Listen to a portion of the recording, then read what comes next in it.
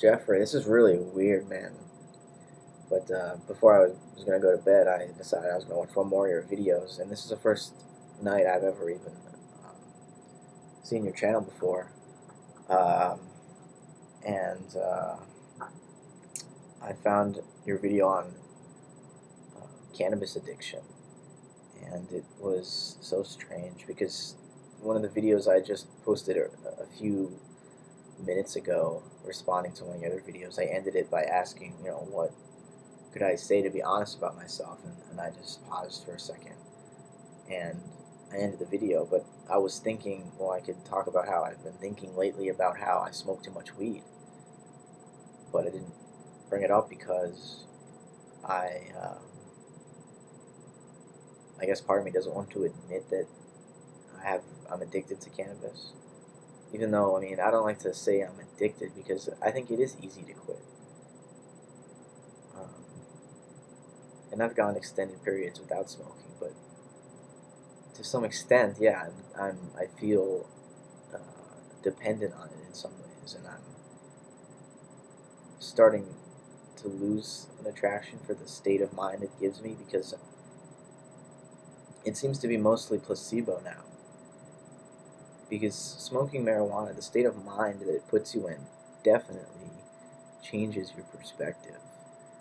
I almost think it's almost a lot of yogis and meditation teachers will probably get on my case about this, but it seems like a shortcut to meditating because the way it transforms your mind, it sort of opens you up to a state of innocence that I don't think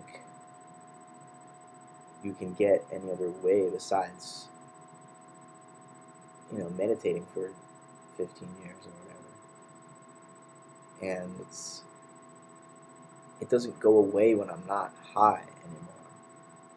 Being high is certainly an altered state, but it's not.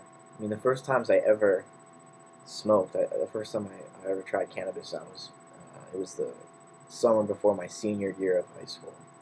First time I ever got high, and it was, you know, to some extent a psychedelic experience. I mean, it was very um, enlightening in a way. I think it certainly expanded my horizons. It got me interested in philosophy and spirituality and understanding reality on a metaphysical level and understanding what it means to be human on this level that's deeper than the ideas I learned in a social studies class. I mean, cannabis makes you think, or it makes some people think. I think a lot of times with drugs, the personality of the person taking them has so much more to do with the effects than the drug itself. But there does seem to be a group of people that cannabis affects in this way where it catalyzes their thought process and really opens up their worldview and keeps their minds innocent, and it really keeps me free of beliefs because you really the state of innocence that you get when you're high, I think it really shows you the everything is really surreal, not fake but ephemeral, and there's such depth behind everything that we think is true. We see the surfaces of everything, and we interact on a daily level at the surface of life. And it's all routine and nobody's questioning much. But behind all of that, behind what goes on the stage, there's behind the curtain, there's this whole process going on that is so intricate and mysterious. I mean, when you really start to think about it, you get lost in it, and you can get lost and get very paranoid and feel alienated and confused, or you can get lost and merge with all of being and get this tremendous feeling of relief and bliss and um, that kind of an experience seems to be what life is all about. And some people never get to have that experience. And they think life is all about sex because the orgasm is the most pleasurable sensation they've ever experienced. But once you've, you know, experienced some kind of a mystical state like that, I don't think there's any going back to thinking that the ultimate expression of being alive is an orgasm. It pales in comparison, I think. It doesn't have to. You can certainly mix a mystical experience and a sexual encounter. That definitely sounds interesting. But typically the mystical experience itself is more, it's just deeper, it's more profound, it's more real. When you have this opening to reality, I really think I'm sure you would agree with me, Jeffrey, and anybody else who's had an experience like this. It's more real than your normal everyday life. And you can't really deny that after you've seen the other side, so to speak. When you've seen that behind the curtain, everything is connected and everything is, not fated, but you don't control anything. You're not in control of your life. You don't even understand where you are, You're just here. You sort of forgot how you got here and what you're doing here. And you feel like it's one big mix-up. It's a huge mistake. You're not even supposed to be alive, but you are alive, and now you're supposed to make something of your life. It's a strange predicament that we think ourselves into and that our culture has molded us into, convinced us. We've been convinced of these roles that we play.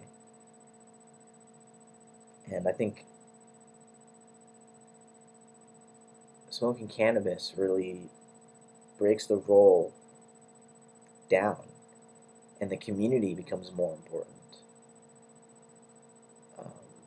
Marijuana really, it's an emotional drug in a way. I mean, it gives you a sense of pleasure, yeah, but also, typically I'm a very reserved person, and I have, I don't know if I have trouble, but I mean, I don't have trouble crying at good movies and stuff. That happens pretty frequently, but generally I'm just not very forthcoming with my emotions.